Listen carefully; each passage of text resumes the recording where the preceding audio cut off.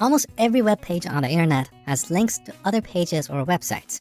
To create these links, we use the anchor element. So we type A, that is short for anchor, and then press tab. Now every anchor element should have an href attribute. Href is short for hypertext reference. I know, it's a mouthful. It basically means a URL or a link. So for this demo, I'm going to create a second page called about.html and then link to it over here. So here in the Explorer panel, let's add a new page called about.html.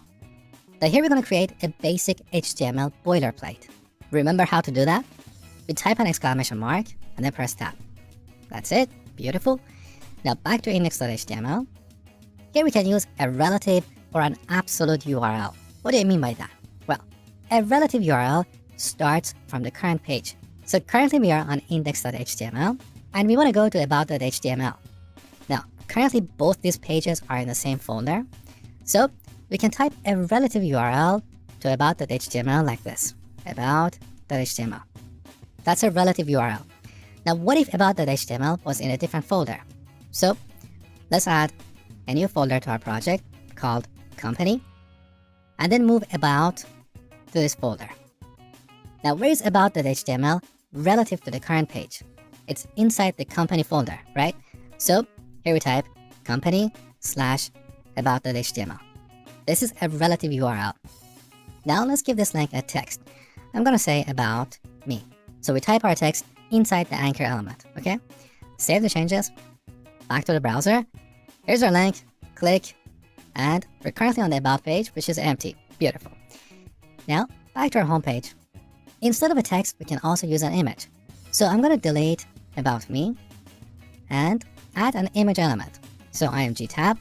Once again, here we can type a relative URL to our target image. So I'm going to go with images/mosh.jpg. Now save.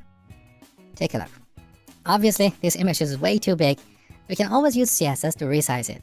But that aside, look at the mouse icon when we hover over this image. It changed to a hand to indicate that this image is clickable, okay? Now, back to our code. To keep things simple, I'm going to get rid of this image and get back to our text, about me. Now let's go to the about page and add a link back to the home page. So, over here, we're going to add an anchor element. What should we type for the href attribute? Well, currently we are inside the company folder. We have to go one level up so we can access index.html, right? To do that, we type double periods and a /. With this, we can go one level up. Now at this level, which is the root of our website, we have the company folder, the images folder, and index.html. So we can reference index.html. And for the text, we're going to say homepage. Again, this is another example of a relative URL because it starts from the current page and goes somewhere else. Now, if we're inside a deeply nested folder structure, we might have to go multiple levels up. So double period and a /, then we repeat and repeat. With this, we can go 3 levels up. Now, as we can see, URLs like this kind of look messy. They look hard to read. In those cases, we can use an absolute URL. So we start with a /, and this represents the root of our website. Now at this level, we have access to index.html. So this is an absolute URL, okay? Now, back to index.html. Here we are linking to an HTML document, but we can also link to non-HTML documents like images, PDFs, PowerPoints, and so on. So let's add a link to my image. So for the href, I'm going to say images/mosh.jpg. And for the text, I'm going to say my photo. Save. Take a look. So here's our second link. Click. My image is displayed in the browser. But what if I want to prompt the user to download it? That's very easy. We're going to add the download attribute to our anchor element. So we type download, press enter. Now this attribute doesn't have a value, so we can remove the double quotes and the equal sign. So we just add the attribute name. Now save. Back to the browser. We go back. Here we have to manually refresh the page because the live server only refreshes the current page. Now previously we were on my image, so that was the URL that live server refreshed. So here we refresh to get the latest changes. Now when I click on this link, instead of seeing my image, we're going to see my image getting downloaded. Take a look. Click, and here's my image. Beautiful. Now we can also link to other parts of this page. So let's create two sections with a lot of text. So I'm going to add an H2 element. Of course, I missed the H1, but let's not worry about it. For this H2, we're going to say HTML. And below that, we're going to add some dummy text with 200 words. So paragraph, lorem, 200. Good. Then right after that, we're going to add another H2 for the CSS section with some more text. Okay, let's save the changes. Take a look. As you can see, the CSS section is below the fold, so we have to scroll down to see it. What we can do here is on the top, we can add a link to the CSS section. So when the user clicks on that, they will immediately jump to the CSS section. That is very easy. So here's the CSS section. First, we have to give this element a unique identifier. Just like everyone in the real world can have a unique identifier, like a driver's license or a passport, every element on a page can also have a unique identifier. So here I'm going to set the ID attribute to CSS, or we can use a more descriptive name like section-CSS. The name doesn't really matter here.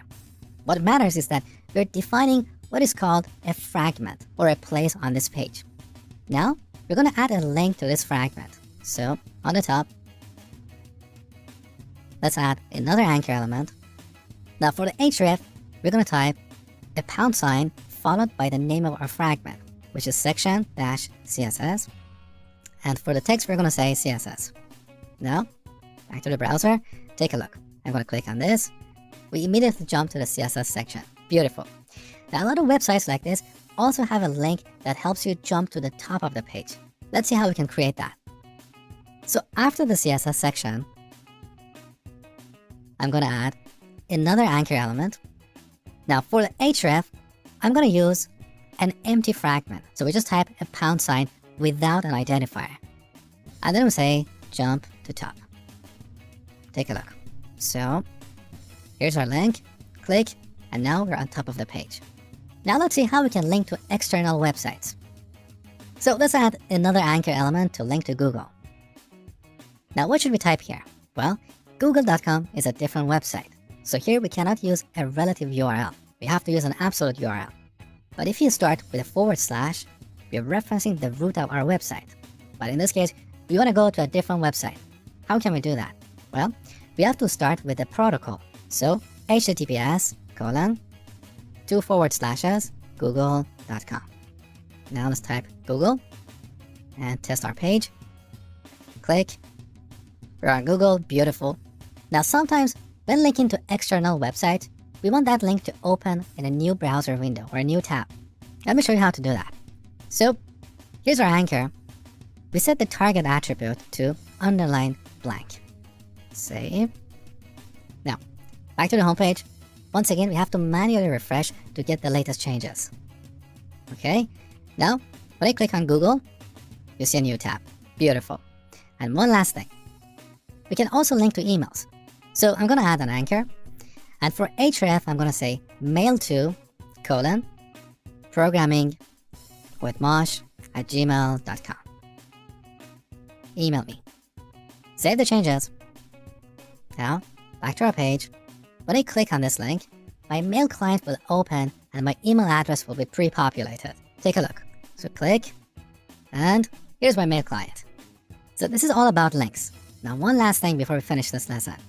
What is the difference between a link and a hyperlink? Well, a link is just an address, a URL, the location of the target page. A hyperlink is the element that the user can click on to navigate to that target page.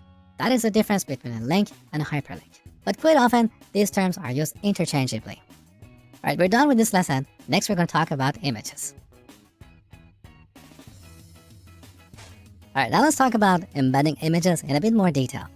For this lesson, I'm going to grab an image from unsplash.com, which is where we can find a lot of beautiful and freely usable images. So let's search for coffee.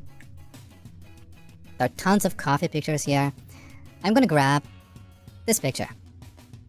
We can download it for free. Now look, this image comes in different sizes, small, medium, and large. For now, we're going to grab this image in a small size. But in the future, we're going to talk about embedding images at different sizes depending on the device. So on mobile devices, we want to serve a smaller image, and on desktop computers, we want to serve a larger image. For now, let's not worry about these complexities.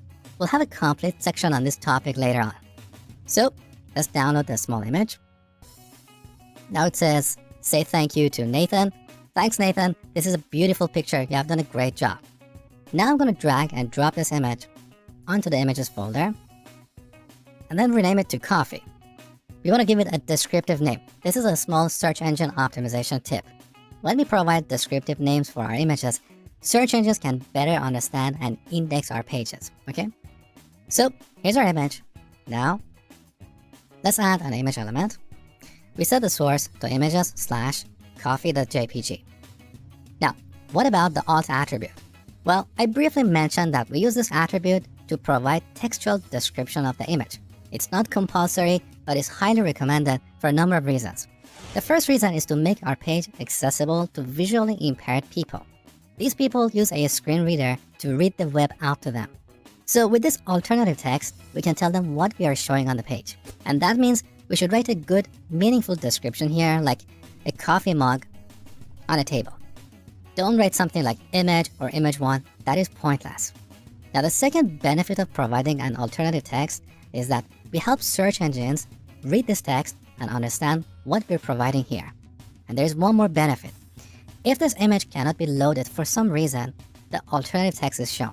Let me show you what I mean. So I'm going to add a typo here. Now, back to the browser. Look, the image is not loaded, but we see the alternative text. This can also happen if there is a network connectivity issue. If the user gets disconnected, you can still see the alternative text. So let's remove the typo. Alright, let's see how we can create tables. So we have this table element for representing tabular data. In the past, we used this element for laying out pages, but these days that's considered a bad practice because we have better ways for creating layouts. We'll talk about them later in the course. So just remember, the table element should only be used for displaying tabular data, like this table over here. So in this table, we're going to have one or more rows. To define a row, we use the tr or table row element. In this element, we can have one or more cells, which can be data cells or header cells. Let me show you the difference. So look at this table. In this table, we have a bunch of rows. In each row, we have 4 cells, 1, 2, 3, and 4. The cells in the first row are called header cells because here we have labels that define what each column represents. All the other cells in this table are called data cells because they contain data. So, back to our code. In this row, we're going to have 2 data cells. To define a data cell, we use the TD element. That is short for table data cell. So in this cell, I'm going to say marketing, and let's define another cell. Here we can add the amount we spent on marketing. Let's say $100. Now let's define another row. But this time I'm going to use Zen coding. So we want a TR element. Inside this element, we want 2 TD elements. So TD times 2. Good.